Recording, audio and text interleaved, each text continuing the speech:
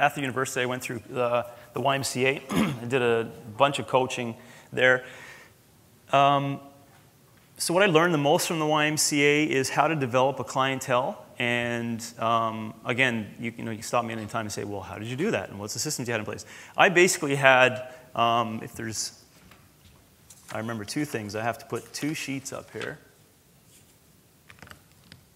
And I'm supposed to cue this guy that I'm going to be drawing something on the board. And he said it'd only be like 3 seconds once I was walking to it. Yeah. So, I'm kidding. So I would have like program designs like this. Let's say it was, I'll pick two because for those who know Paul Quinn and Czech, they'd understand this.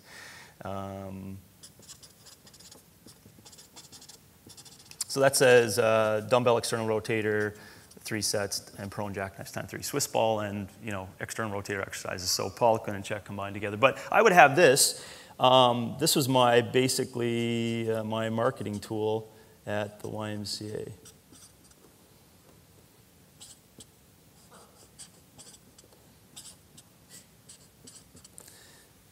So people would carry this around.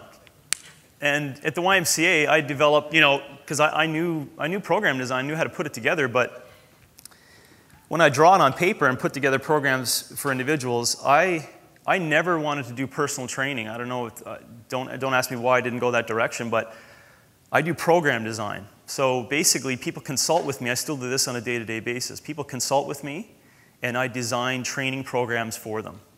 And I design lifestyle programs and things to remember, schedules, and a program for them to follow on a day-to-day pattern for 4 to 6 weeks. Okay? So what that does do for me is that I can get huge amounts of data and clients from that. But what my number one marketing tool was, without even trying at the YMCA, was this, because every client who would come and want to work with me would say, I see John walking around, he's got these pictures, and they're following your program. I want to do what he's doing. And so my clients were always my marketing tool, and that's basically what I did at the YMCA and served purpose for us today, and that I even teach my trainers how to do that, is to draw the stickmen. But it would always come back to the stickmen and that little picture and that kind of an idea as to what I did at the YMCA. But the YMCA also taught me a lot about member service and how I'm going to retain clients, because I was a strength and conditioning director, and I was ahead of basically making sure we had enough clients up on the floor and what our personal training revenue stream was like in group fitness and things like that. And I hated it. I hated, Sean used it, selling business to people. So the fitness membership model, and I'm not going to go on a tangent with it like Glassman does, because I think there's lots to learn from each respective area of it. They call it the global gym or the global fitness model.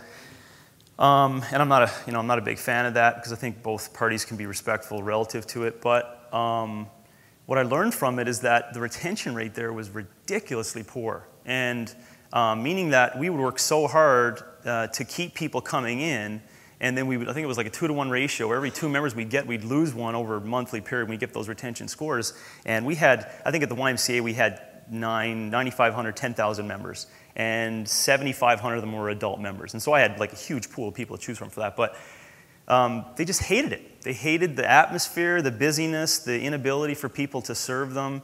And so I'd get loss of clients relative to just that. And that fueled me, because I couldn't, I would create personal relationships with all these people and then trying to figure out where the hell they were. And so even when Greg, told me about that, and that's, how, they fuel the fire within CrossFit is to not do that, build your garage gym more or less, based upon it, is that they really, it seemed they didn't care about them, didn't care about the clients. People come in, you just be a number, be like, hey, glad to meet you today. You can find your machine over here, and then I won't see you for 6 months. And I don't know why. I don't know if my parents ingrained me in that, but at OPT, we have the complete opposite kind of thinking in relation to that I know every single one of my clients. I know their children. I know their birthdays. I know, we live and breathe together, and we train together. And that's what I wanted to develop for myself relative to what I'm getting at a fitness facility. And I hit, one thing that you hit upon, which ironically I asked you about on their way here, as to what you do in LA. What's your name, sorry? Connie, yeah. The interesting thing I noticed about when your friend handed you over the business, she said, you know, you own it. You know, that was the most striking comment for me. You know, why don't you take it? You own it. And you're like, okay, yeah, I can do that. But you obviously put yourself in a position already without even being the owner that you own the place, right? And that's the kind of idea that I had at the YMCA that I brought to OPT, is that I naturally just did that anyways, and I hated having that retention loss. And so that's what fueled me basically to do it, to go from the YMCA to doing that. So then there was a bunch of turmoil in relation to the YMCA, and you know, so I started making more money than the CEO was, and then they were like, well, we can't have you doing that, we're just going to charge you more per hour. And I was like, okay, well, you charge more per hour, then I'll charge more, you know, to my clients per hour. And then they're like, well, if you're going to charge that much per hour, then we're going to put your rent up to this. And I was like, you're making my rent, you know, higher because I'm getting more clients and making more money. It just kind of didn't make sense to me. So I was like, yeah, we're out of here. And we, you know, Leanne and I went away, went to Huntington Beach, and where her brother lives, and we sat on the beach for days and days on end. This was pre-Hannah.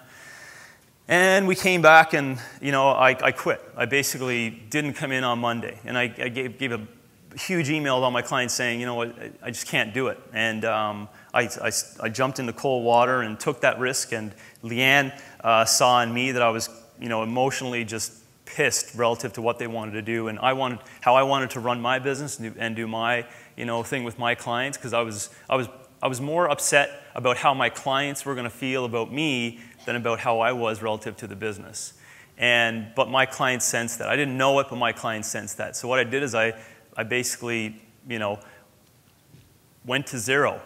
So this is an invoice that I picked off from one of my documents that we sent to Fitzgerald. It's a company that I bought all my equipment off. And I basically went more than broke. You know, based upon what I was making at the YMCA, and we had just bought a house maybe a year earlier for like $185,000 in a good area of Calgary, which at the time, I think it was like 2001, I thought was like a ridiculous cost, you know, because we were just renting out, and then it's like, yeah, you can buy this place for $187,000. We're like, I have to pay that per month for a home? So it was ridiculous relative to what I thought. And then, you know, coming back, you know, I basically said that we had to get out of here, and this just brings me back to center in relation to following my dreams. And when I look at this today, I was like, I can't believe I did that. But Eric talked about it to the laser thing earlier this morning, that you just got to have direction and you got to have passion, because I never flinched once. Not once. Leanne was scared to death, and basically I think we were on, you know, close to hacking it up in our relationship, but I just knew it was going to happen. I knew what I had to do. So we bought a bigger home. I took every one of my credit cards. These were my credit cards, not Leanne's, and I said max them to what I can get relative to equipment. So that's all I had. I think I had, you know, a line of credit of $5,000 on 2 of those and $2,000 on the other. So I had, you know, $25,000 worth of equipment plus $15,000 for the renovations for the home that we had bought. We purposely bought a home with 9-foot ceilings and a large basement so I could operate that way. And basically I came up with my little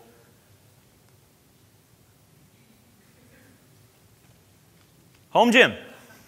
So this is in my basement, and I kind of modeled it, because at the time I was doing a lot of internships with Paul and Charles. I kind of modeled it after what I wanted it to be like. And so I bought all this Atlantis equipment, this high commercial grade stuff, and I just started developing programs and working every day out of here. And had like a 3-year, 4-year time period for this. And didn't know what was going to happen, and you know, my clients followed me. Every one of my clients from the YMCA, I had complete 100% retention from every client I had at the YMCA. The reason why I was able to do this, because remember, I was still doing program design. I was not doing personal training. So it didn't require them to give up their membership at the YMCA. They would still come and pay me for my program design, and then go back to the YMCA for their memberships.